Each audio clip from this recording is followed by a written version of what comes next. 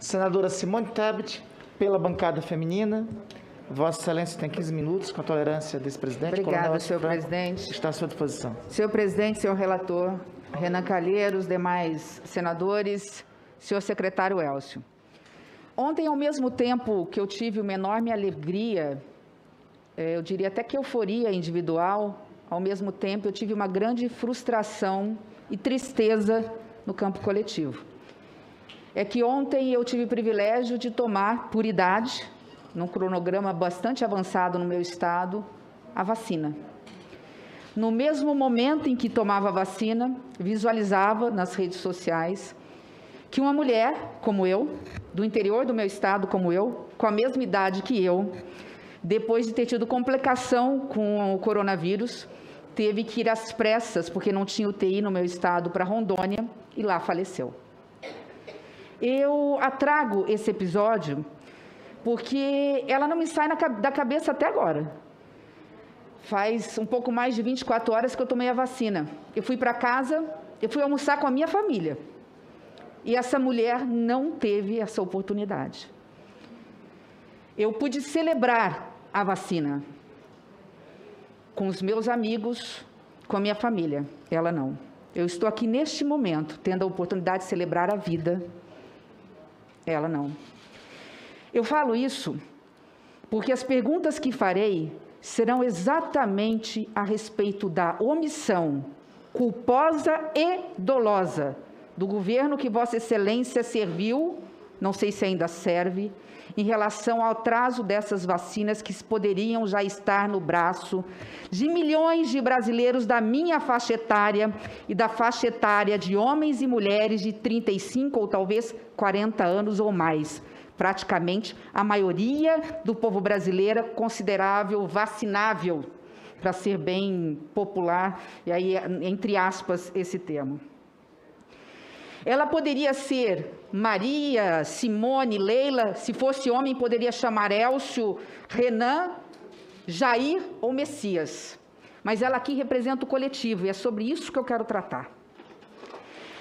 Ela não foi vacinada, secretário, não por falta de oferta de vacinas ao governo federal.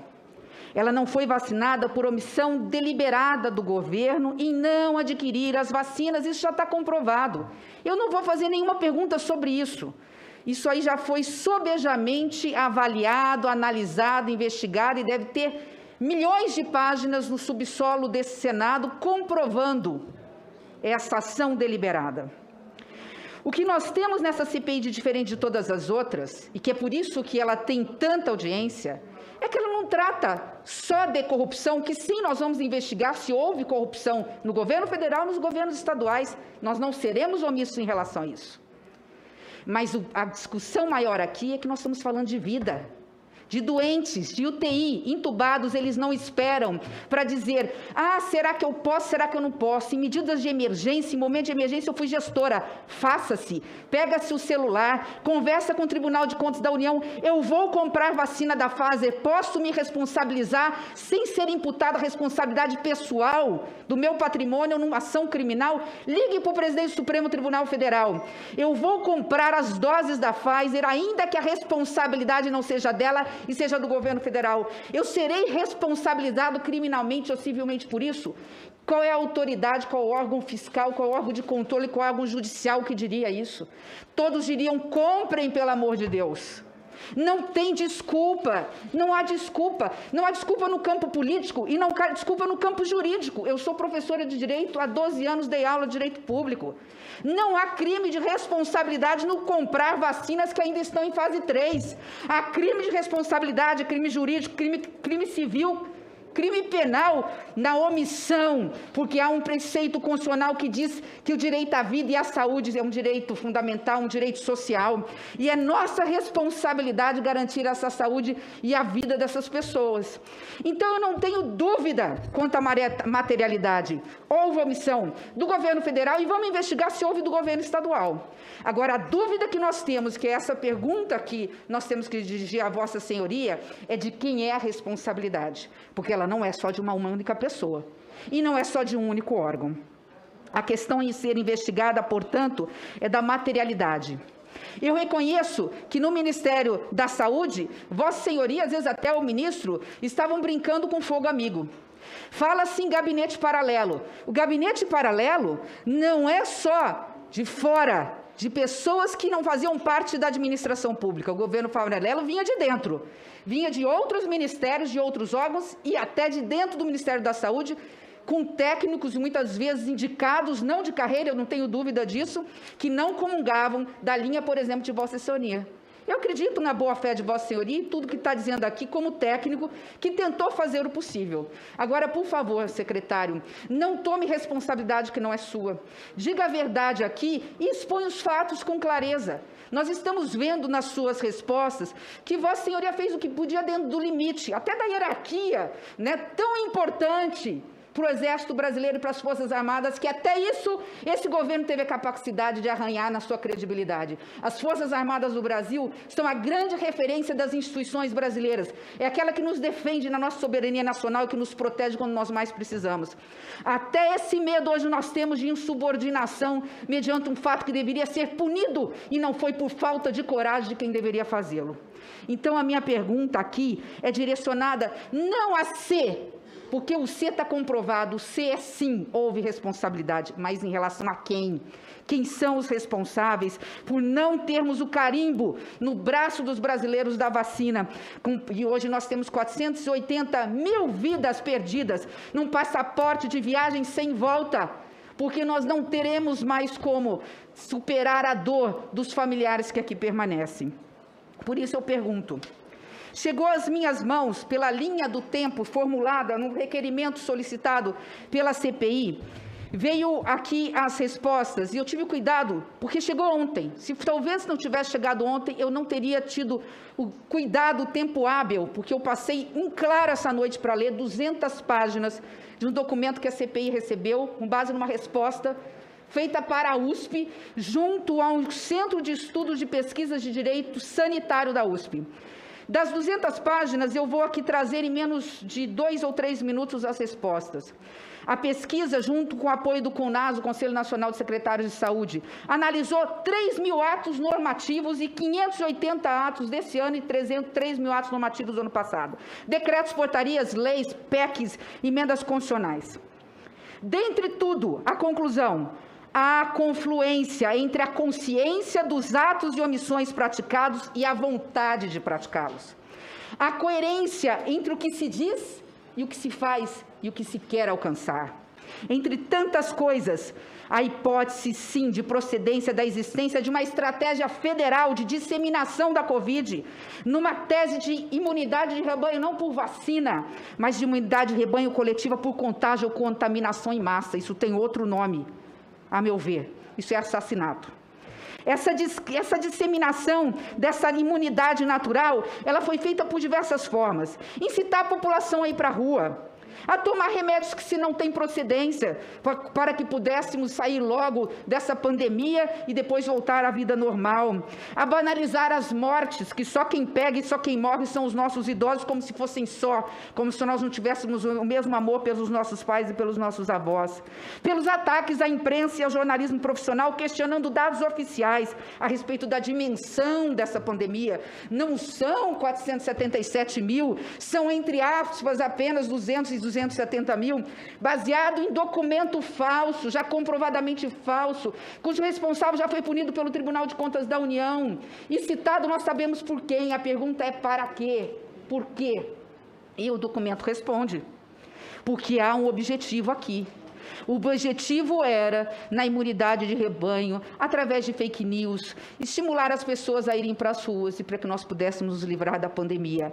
Chega ao ponto no final aqui dele esclarecer claramente que há um dia muito importante, que acho que a CPI já abordou, que foi no dia 28 de outubro de 2020, lá na Câmara dos Deputados, em audiência pública realizada, um detalhamento supostamente científico dessa estratégia, a pedido do líder do governo, não vou citar o nome.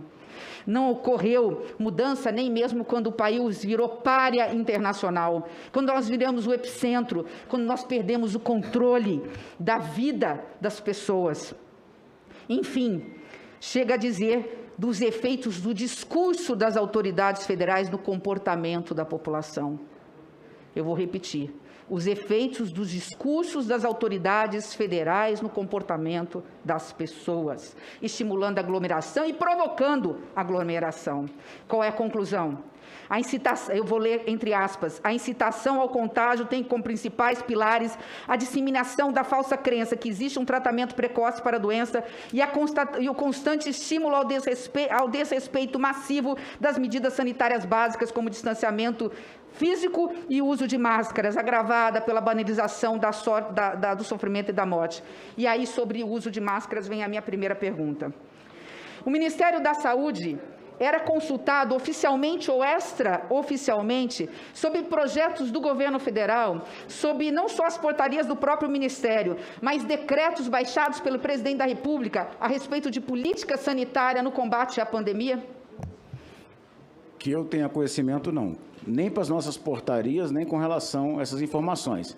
Com relação a portarias de fronteira, por exemplo, nós éramos ouvidos na Casa Civil e outros temas que eu não me recordo agora, que nos chamavam para discutir na Casa Civil. Então, desses 3.000 atos normativos do ano passado e os mais de 500 atos, relator Renan, dos 3.500 atos normativos, decretos, portarias, projetos de lei, medidas provisórias e até emenda constitucional, o Ministério da Saúde, no que se refere à pandemia, não era cotidianamente ouvido no sentido da validade, da conveniência, da oportunidade, do mérito desses atos? Os que eu tenho conhecimento e que eu participei com técnicos do Ministério foram portarias sobre controle de fronteiras, abertura de aeroportos, medidas provisórias de abertura de recursos, discussão como a COVAX Facility e discussões como a encomenda tecnológica.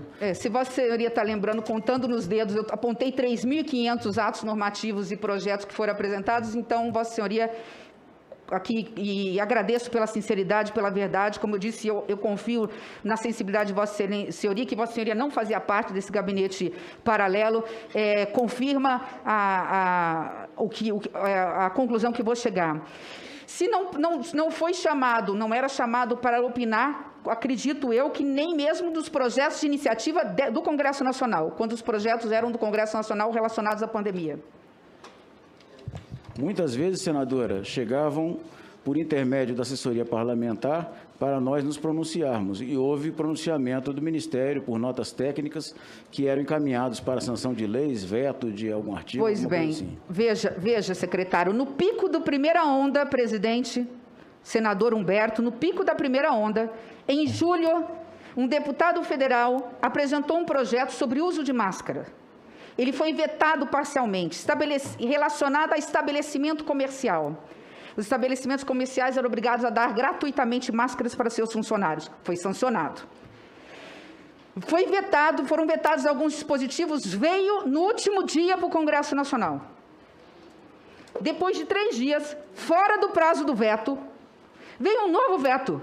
Eu não sei como isso não passou desapercebido pelos presidentes das casas. Veio um novo veto. No pico da pandemia, secretário Elcio. Sabe quais foram os novos vetos? Pasmem.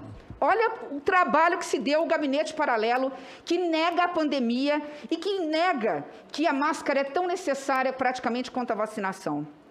O veto era o seguinte: fica vetado o dispositivo que exigia que nos órgãos, entidades e estabelecimentos comerciais deveria se afixar um cartaz informativo sobre o uso correto da máscara. Como que esse governo não está negando a pandemia? Como esse governo não estava preconizando a imunidade de rebanho? Como esse governo não tinha um gabinete paralelo? Se Vossa Senhoria acabou de dizer que não era questionado sobre o veto desses dispositivos. Eu vou mais. Olha o cúmulo da desumanidade, artigo 3º-F, vetado posteriormente, certo? Esqueceram, alguém alertou, olha, mas falta esse que é tão importante. Descumpriram a Constituição e mandaram fora do prazo um outro veto. O veto que obrigava o uso de máscaras de proteção nos estabelecimentos prisionais e nos estabelecimentos de cumprimento de crianças em medidas socioeducativas. O uso de máscaras aqui não é apenas para os presos, É para quem também protege a sociedade, que são os agentes penitenciários. Vetaram esse dispositivo, secretário. Portanto, eu não preciso de mais audiências, eu acho que essa CPI pode concluir o trabalho no que se refere à materialidade, porque está muito claro. A Vossa Senhoria acabou de confirmar. Existiam 2 Ministérios da Saúde. O de Vossa Excelência, que deveria ser ouvido sempre pela história de Vossa Excelência, pelo currículo de Vossa Excelência, oficial, e o Ministério da Saúde paralelo. Dentro do Ministério, nós não sabemos quem são, fora do Ministério em outros órgãos e fora do governo federal, envolvendo, inclusive, políticos do Congresso Nacional. E, diante disso, eu acredito que eu tenho ainda tempo, porque eu ia tratar exatamente da vacina. Eu vou fazer as 3 perguntas numa só, e eu realmente encerro, senhor presidente. Eu realmente encerro, é que eu quase nunca participo. Tomei vacina, eu peguei 2 aviões, cheguei meia-noite para poder chegar aqui, diante da minha indignação, da minha dor. Eu estou aqui falando com dor, eu não estou falando aqui, quem me conhece sabe que eu não sou de muita emoção. Dentro do Congresso eu procuro separar as coisas, mas está impossível como mulher, como cidadã e como cristã, separar a minha atividade enquanto senadora da República da minha condição de ser humano, cidadã, que está se doendo pela dor de outras pessoas que eu sequer conheço. Eu peço desculpas a Vossa Senhoria por estar ouvindo um desabafo aqui. Mas vamos à pergunta das vacinas. O ministro Pazuello disse, Vossa Senhoria confirmou, que essas tratativas junto aos laboratórios para aquisição de vacinas era de Vossa Senhoria. Eu sei que sim. Vossa Senhoria justificou todo o atraso, né? O atraso dado de forma técnica por Vossa Senhoria. Eu estou afirmando que esse atraso foi deliberado, não por Vossa Senhoria nem pelos técnicos competentes do Ministério, mas foi um atraso deliberado na parte da gestão política do governo federal. E eu fico imaginando, qual o reflexo, que alguém disse aqui, qual é o reflexo da corrupção nos governos estaduais? Nós vamos investigar. Qual é o reflexo de faltar kit intubação no número de mortes? Nós vamos investigar. Embora kit intubação está faltando no mercado e ficou concentrado na mão do governo federal. Mas a pergunta que eu faço é, qual o reflexo do atraso de vacinas no número de mortos com escala geométrica no pico da pandemia, do número de mortos pela pandemia? E mais, eu volto a falar da minha conterrânea sobre o aspecto do coletivo.